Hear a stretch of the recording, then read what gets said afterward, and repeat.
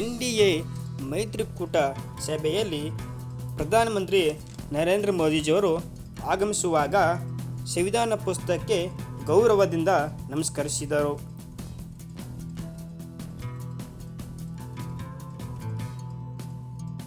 ಭಾನುವಾರ 9ನೇ ತಾರೀಕು 3ನೇ ಬಾರಿಯಾಗಿ ಮೋದಿಜಿಯವರು ಪ್ರಮಾಣವಚನ ಸ್ವೀಕರಿಸಲಾಗಿದೆ.